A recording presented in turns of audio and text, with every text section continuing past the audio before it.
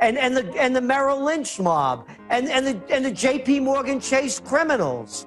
I mean, you read the paper, what happened with this so-called London whale thing and how they cooked all the books with J.P. Morgan Chase. Any of us, if we did it, they'd have us locked up.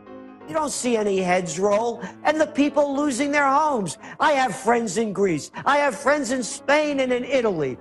I have people in Portugal. They keep telling me with the suffering. Look who's running the central bank in Europe. Mario Draghi. Who is Mario Draghi? He was a former vice chairman of the Goldman Sachs European division. Who's the guy that's taking over now at the Bank of England? Mark Carney. Who is he with? Goldman Sachs. Who was the guy that started this whole too big to fail scam going? Henry Paulson, former Treasury Secretary under George Bush. Where was he before he came here? The chairman of Goldman Sachs. Who was the guy that deregulated Glass-Steagall, got it into motion under Clinton? Could have been Robert Rubin, could it? No, he was with Goldman Sachs too, and the chairman? Yeah. Can anybody put this together? It's a banking takeover worldwide. That's all this is. What if the bank's customers took their money out? I believe it'll straighten the system out. If they hold only a small percentage of real money, would taking your money out be bad for them? Oh, yeah. It'll bring down these too big to fail so we can get business going again. So local banks could start building again. So what do they have? Over 80% of the action. 7 banks? Who made this stuff up? Now the US dollar carries the Federal Reserve stamp on it. But before, it was silver certified and printed by the United States of America. Modern banking can be demonstrated by the Cyprus effect, where bankers force the government to openly rob their people directly from their bank accounts. Even Jesus, known for peace, chased the money changers from the temple, the bankers of his time. Pretty much everything you predicted in the last 30 years is now unfolding. From all my research, and even what the establishment's saying and the way they're behaving, it's all coming to a head. Now it's 2 billion rounds of bullets and hollow points that are illegal. We've got a new report out where Homeland Security is funding domestic drones, and I'm not making this up, to, quote, track gun purchases. That just broke at Infowars.com. We see military drills expanding everywhere. We see the new Justice Department memo saying, hey, let's just ban guns and confiscate them. It's like I've woken up in an Orwellian nightmare. And we've got this normalcy bias, this mass Stockholm syndrome, where even mainline conservatives, I had Ted Nugent on yesterday, he said, look, the green light's been given on Benghazi, the green light's been given on all this other tyranny, Fast and Furious, nobody got in trouble. And so I think we've reached that point where the tyrants figure out that if they can take us an inch, why not take us a million miles? No, and I've been getting away with it, but don't you think this has started a while back and it's just accelerating? And if you go back to what happened at Waco, if you go back to what happened at Ruby Ridge, I mean, if they can get away with it, they do it. And nobody ever got punished for those mistakes that were made, and now nobody gets punished at all. Matter of fact, the Congress goes along with it. The Congress doesn't really resist and put restraints on the president when it comes to kill lists and the use of drones and assassinations. And the funding continues. So it's a very dangerous time that we live in.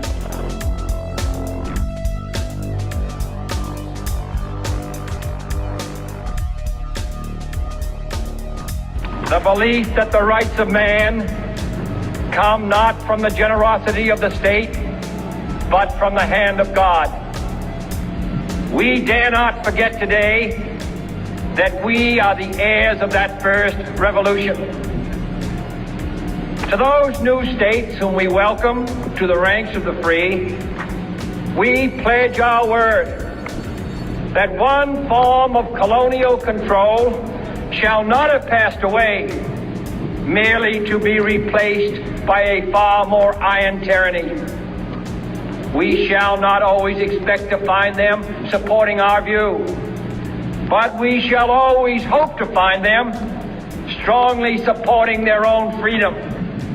And to remember that in the past, those who foolishly sought power by riding the back of the tiger ended up inside. And so, my fellow Americans, ask not what your country can do for you, ask what you can do for your country.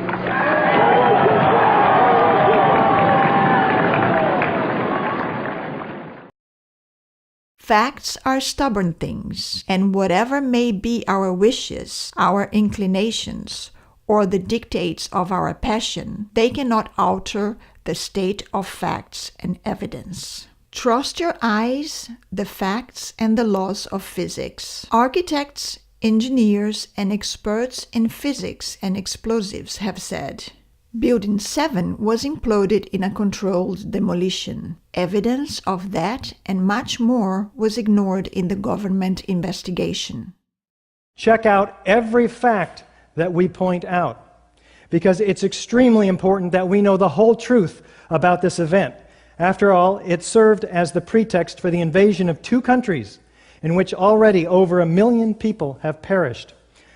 Also as the pretext for the loss of many of our own cherished liberties here at home in the United States through recent legislation such as the Patriot Act, the Military Commissions Act, and the forthcoming Senate Bill 1959, the Violent Radicalization and Homegrown Terrorism Act, in which many of us can be named a terrorist and have no right to an attorney or trial by jury.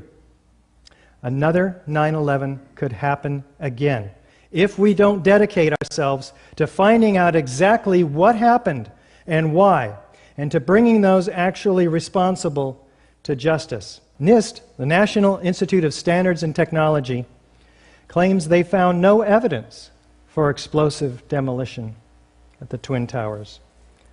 Later, they admit that they never looked for it. How can you find what you are not looking for? Well, architects, engineers, scientists, and many others looked for it, and it was not hard to find. I don't want to be involved in conspiracy theories. There are lots of them. They can go on. We can speculate on that forever. What we really need to know is how those buildings came down. World Trade Center 7 collapsed because of fires fueled by office furnishings. It did not collapse from explosives or from fuel oil fires. To undermine scientific integrity is to undermine our democracy. This is what NIST has done, denied and ignored crucial evidence. The American people absolutely need the truth of 9/11. We also need to know what happened with the $2.3 trillion missing from the Pentagon, a fact that was announced by Rumsfeld himself on September 10th, only to be forgotten about the next day on September 11th. Where is that money? Aurora Theater, Sandy Hook shootings, and the Boston bombings. Whoa! Something just blew up at Run! And that's what the people of the United States have done. They've boarded the train from Auschwitz. It just left from the Boston terminal. Everybody cheering, the Gestapo taking over the country. How wonderful. We've lost all our rights. The founding fathers must be turning in their graves. And this also happened on the day that Paul Revere, the Battle of Lexington and Concord, and our rights are stripped in front of us, and people allow the Gestapo to do it, and they all cheer. It's a disgrace. Is this a pattern? A coincidence? When the government gets into too much trouble, a major event takes place. These are the forgotten news stories that take place during a terror media frenzy. When the Boston bombing was being followed around the world, a bipartisan committee made up of top military, national security, legal public service, law enforcement, foreign policy, religious, and medical professionals was released on detainee treatment following 9/11. This task force of the Constitution Project concluded in their 602-page report that the U.S. government and its highest officials engaged indisputably in torture and other forms of inhumane, cruel, and degrading treatment of its detainees. Accordingly, Clinton, George W. Bush, and Obama and many of their top officials are due in court for crimes against humanity. Meanwhile, it is business as usual. The CISPA bill passes in the House, another milestone on the road to curbing free speech. Martial law creeping ever closer. Many people respond to these truths in a very deep way. Some have a visceral reaction like they've been punched in the stomach. And just broke down. I understand now that what was happening was my worldview about my government being in some way my protector, almost like a parent, had been dashed, and it was like being cast out into the wilderness. Denial, which is probably the most primitive psychological defense, is the one most likely to kick in when our beliefs are challenged. And eventually, our mind shuts off. Just like when a computer is overloaded, our minds get overloaded. We can't handle it anymore, and we shut down.